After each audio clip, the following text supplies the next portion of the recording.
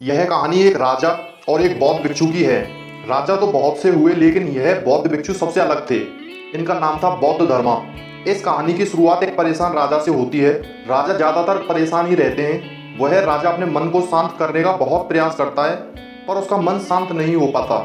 वह अपने राज्य के बड़े बड़े विद्वानों को अपने महल में बुलवाता है और उनसे उपाय पूछता है। लोग तरह तरह के उपाय राजा को बताते हैं, पर कोई भी उपाय काम नहीं करता।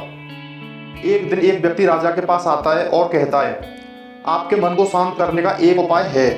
राजा उस व्यक्ति की बात सुनकर बहुत खुश होता है और उस व्यक्ति से कहता है, यदि तुमने ऐसा कर दिया तो मैं तुम्हें इतना धन दूंगा जितना तुम सोच भी नहीं सकते। वह व्यक्ति राजा से कहता है, आपका मन मैं तो शांत नहीं कर सकता, पर एक सन्यासी है जो आपका मन शांत कर सकता है। वह कोई आम सन्यासी नहीं, वह एक पहुंचा हुआ सन्यासी है। आप उससे एक बार अवश्य मिलें, वह आपकी समस्या का समाधान अवश्य कर देगा। राजा उस व्यक्ति से कहते हैं, कहाँ मिलेगा मुझे यह सन्यासी? वह व्यक्ति राजा से कहता है, यहाँ से कुछ दूर जंगल में एक छोटी सी कुटिया है। राजा अपने कुछ सैनिकों के साथ उस सन्यासी के पास पहुंचता है और बुद्ध धर्म से कहता है, मैंने सुना है आप बहुत पहुंचे हुए सन्यासी हैं। बौद्ध राजा को अनदेखा कर देते हैं और राजा सोचता है, शायद बौद्ध ने मुझे सुना नहीं। राजा फिर से कहता है, मैंने सुना है आप बहुत पहुंचे हुए सन्यासी हैं, क्या आप मेरी समस्या का समाधान कर सकते हैं? बौद्ध धर्म राजा का कोई प्रश्न का उत्तर नहीं देता। राजा मन ही मन सोचता है कि बौद्ध धर्म उसे उत्तर क्यों नहीं दे रहे हैं। राजा मुद्दे की बात पर आता है। बौद्ध धर्म से पूछता है, क्या आप मेरे मन को शांत कर सकते हो? बौद्ध धर्म मुस्कुराते हुए और राजा से पूछता है, तुम्हारा मन अशांत क्यों है? राजा कहता है, वैसे तो मेरे पास किसी भी चीज की कमी नहीं है। धन मेरे पास इतना है जितना मुझे खुद अंदाजा नहीं। सभी सुख सुविधाएं हैं, लोगों के मन में मेरे लिए आदर है। मैंने बहुत सारे दान पुण्य भी किए हैं, पर बस एक चीज की कमी है, मेरे अंदर मेरा मन अशांत रहता है। यदि यह कभी कभी शांत हो जाता है तो फिर से अशांत हो जाता है। क्या आप मेरे मन को शांत कर सकते हैं? मैं बड़ी आशा लेकर आपके पास आया हूँ, बाकी तो मैंने सब उपाय कर लिए हैं, बस आप ही मेरी अंतिम आशा हो। बौद्ध धर्म राजा से कहते हैं, बिल्कुल मैं तुम्हारे मन को शांत कर सकता हूँ। राजा बहुत खुश होता है। राजा कहता है, उसके लिए मुझे क्या करना होगा? बौद्ध धर्म मुस्कुराते हैं और कहते हैं, कल सुबह तुम मेरे पास आना, पर ध्यान रहे अकेले आना। राजा कहता है, ठीक है, मैं कल सुबह आपके पास आऊंगा।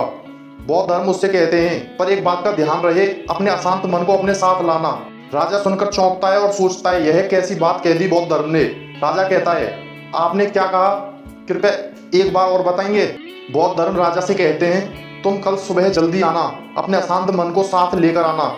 कहीं ऐसा ना हो कि तुम अपने मन को महल में ही छोड़ाओ। राजा सोचता है कि यह व्यक्ति पागल तो नहीं, पर क्योंकि अब राजा के पास कोई विकल्प नहीं था, इसीलिए वह सोचता है एक बार प्रयास कर लेना चाहिए।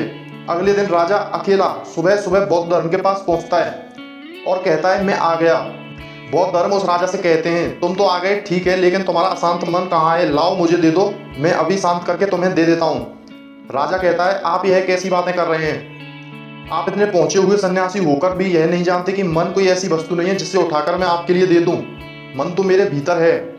बौद्ध धर्म उस राजा से कहते हैं, ठीक है, बैठ जाओ और अपनी आंखें बंद करके उस अशांत मन को अपने भीतर खोजो। राजा अपनी आंखें बंद करके उस अशांत मन को अपने भीतर खोजने का प्रयास करता है।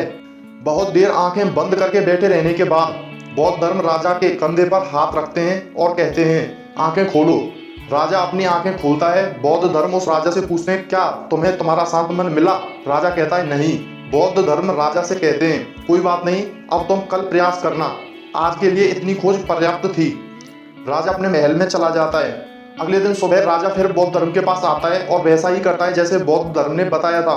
राजा बैठ जाता है और अपनी आंखें बंद कर लेता है और अपने उस अशांत मन को अपने भीतर ढूंढने का प्रयास करता रहता है। बहुत देर तक राजा बैठा रहा। बौद्ध धर्म ने फिर से राजा के कंधे पर हाथ रखते हुए और कहते हैं, क्या तुम्हें तुम्हारा शांत मन मिला? राजा बड़ी शांत आवाज में बौद्ध धर्म से कहता है, नहीं। बौद्ध धर्म राजा से कहते हैं, कोई बात नहीं, आज के लिए इतना ही पर्याप्त है, तो अब तुम कल आना। अगले दिन सुबह राजा फिर बौद्ध धर्म के पास आया और वैसा ही करता है जैसे पूरे 2 दिनों से कर रहा था। राजा बैठता है और अपनी आंखें बंद करता है और फिर अपने उस अशांत मन को ढूंढने का प्रयास करता है। इस बार बौद्ध धर्म ने राजा के कंधे पर हाथ रखा और अपने अशांत मन को ढूंढने का प्रयास करता है। इस बार बौद्ध धर्म ने राजा के कंधे पर हाथ रखकर उसकी आंखें नहीं खुलवाईं।